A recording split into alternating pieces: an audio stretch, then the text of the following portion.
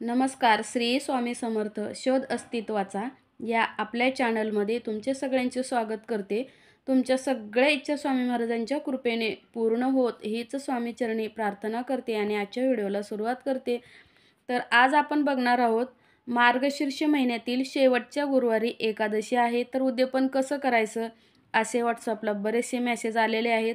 सगळ्यांना वेगळं वेगळं उत्तर देणं शक्य होत नाही किंवा एवढ्या मेसेजला कधी म्हणजे टाईप करायचं आणि कधी म्हणजे त्यांना सांगायचं. तर त्याच्यासाठी मी व्हिडिओ बनवत आहे. तरी पण मी काल एक व्हिडिओ अपलोड केलेला होता, पण तरी भरपूर कमेंट्स मेसेज आलेले आहेत की ताई आम्हाला काहीतरी सांगा, म्हणजे नेमकं काय करायचं, उद्यापन करायचं का, आम्ही काल तिसऱ्या गुरुवारी पण केलं नाही का, आज संध्याकाळीच आम्हाला करायला लागेल.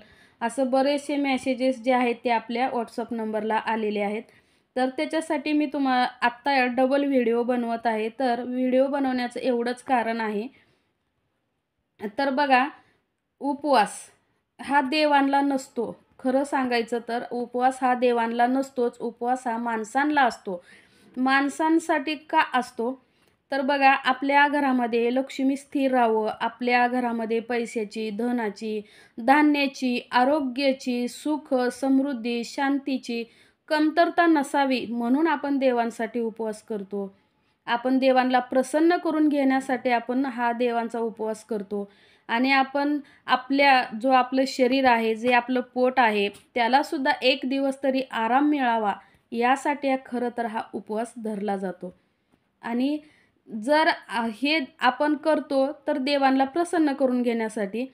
तर देवांना उपवास कसा काय, त्यांना कोणाला प्रसन्न करून घ्यायचा आहे, त्यांना कोणाला म्हणजे कशासाठी देव उपवास करतील. तर उपवास खरं तर हा माणसांसाठी आहे, देवांसाठी नाही. ही झाली पहिली गोष्ट. तर आता दुसरं बघा, तुमच्या घरामध्ये एकादशी धरणारी एक व्यक्ती असेल, प्रत्येक व्यक्ती नसतात. आणि ज्या वेळेस आपण लक्ष्मी मातेचे पूजन करतो त्यावेळेस लक्ष्मी मातेला नैवेद्य हा दाखवावाच लागतो. कारण जर लक्ष्मी मातेचा उपवास करणारी जर व्यक्ती घरामध्ये एकादश धरणारे असेल तर त्या दिवशी तुम्ही त्या व्यक्तीला, फक्त त्या व्यक्तीनं, म्हणजे जी महिला असेल किंवा पुरुष असेल किंवा मुलगी असेल, त्या व्यक्तीनं तेवढं उपवास म्हणजे जेवण करायचं नाही.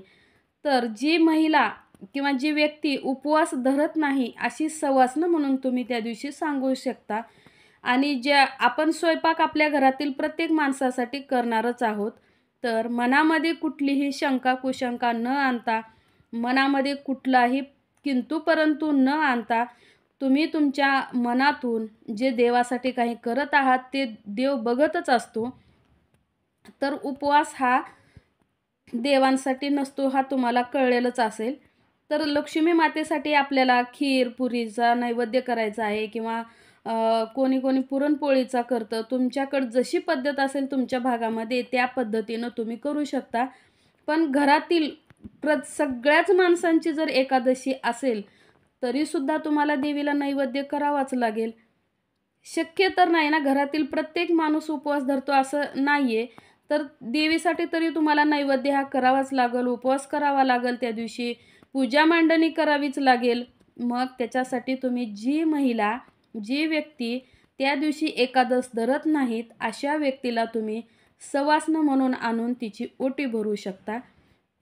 आणि तुमच्या घरामध्ये एखादी व्यक्ती जर एकादश धरत असेल तर बाकीच्यांसाठी तुम्ही स्वयंपाक करणारच आहात. तर पुरणपोळीचा म्हणजे तुमच्या भागात जशी पद्धत आहे किंवा तुम्ही उद्यापनाच्या दिवशी काय करता तसा स्वयंपाक तुम्हाला करायचा आहे. आणि 1 सवासणी, 5 सवासणी किंवा 11 सवासणी तुम्हाला जीव घालायच्याच आहेत. आणि त्याच्यानंतर आपल्याला आपल्या सवासणीला हळदी कुंकू, तुम्हाला जे काय 16 शृंगाराचं सामान द्यायचं आहे, तिची ओटी भरायची आहे, ते तुम्ही भरू शकता. तर अशा पद्धतीने आपल्याला हा उपवास करायचा आहे शेवटच्या गुरुवारी. आणि आज समजा आपण जर 4 गुरुवार उपवास नाही केला, 3 गुरुवार उपवास केला आणि तिसऱ्या गुरुवारी आपण जर उद्यापन केलो तर आपल्याला त्याचं फळ मिळत नाही. कारण हा एक संकल्प असतो आणि हे वर्षातनं एकदाच येत असतं. आणि ते बी 4 गुरुवार किंवा 5 गुरुवार असतात. दरवेळेस काही ना काही जरी अडचणी आल्याच तर आपण ते सोडून देऊ शकत नाही.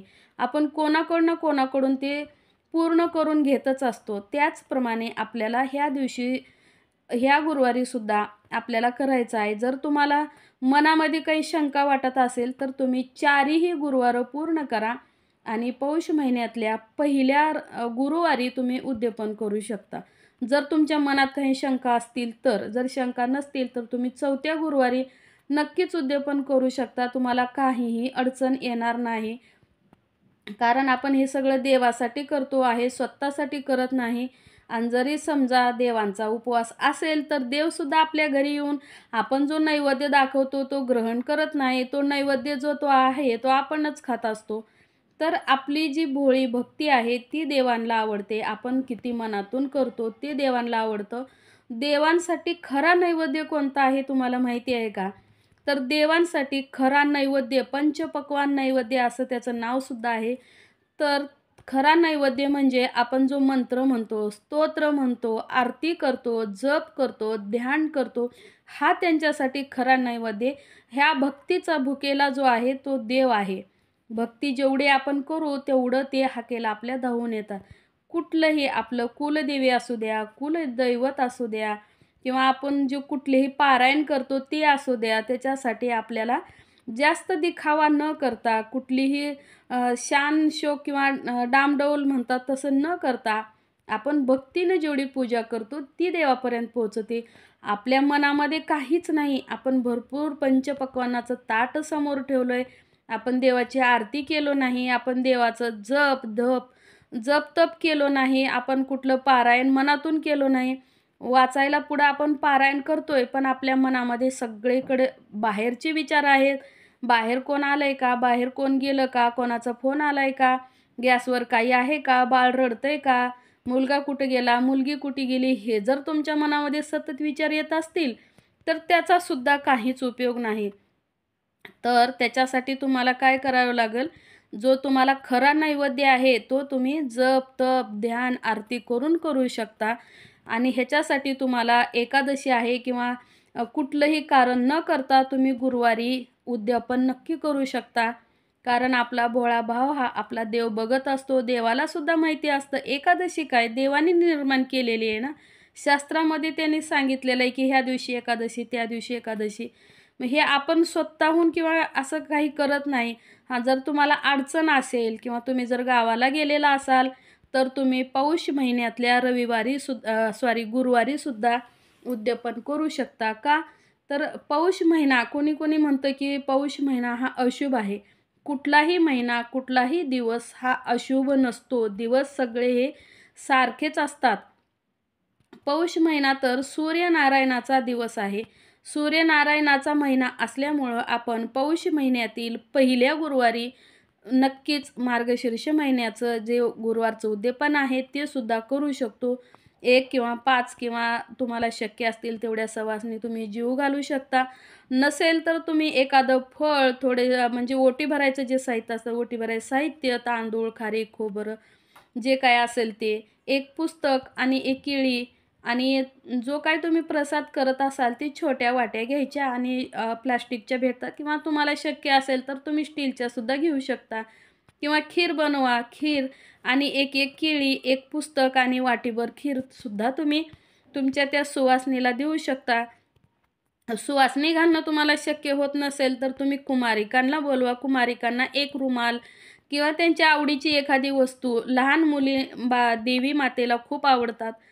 कुमारिका ज्या असतात त्यासुद्धा आपण पूजा करू शकतो. तर तुम्ही तसं करू शकता. लहान मुलींच्या आवडीची एखादी वस्तू आणा, तिलासुद्धा एखादं पुस्तक जी पोथी आहे माता लक्ष्मीची ती पोथी अशा लोकांना द्या की ज्या घरी जाऊन पारायण करतील, त्याची व्यवस्थित जी पोथी आहे ती व्यवस्थित सांभाळून ठेवतील. काही बायका काय करतात, आमच्या घरी देवाचं कुणीही करत नाही, बोलावलं होतं म्हणून आम्ही गेलो, तुम्ही पोथी आणून हाय असं कुठंतरी ठेवून दिली, ती मुलं खेळायला घेतात किंवा कचऱ्यामध्ये इकडं तिकडं पडते किंवा कुठल्याही भंगारच्या किंवा तुमची जी रद्दी असते त्या ठिकाणी पडते.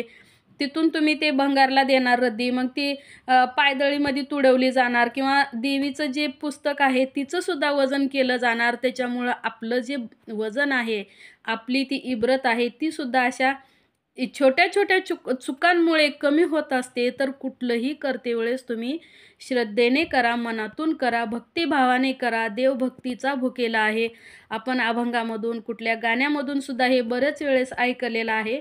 तर तुम्हाला एवढंच सांगायचं आहे, कुठलाही मनामध्ये शंका आणू नका. तुम्हाला उद्यापन करायचं असेल तर तुम्ही नक्की करू शकता गुरुवारी.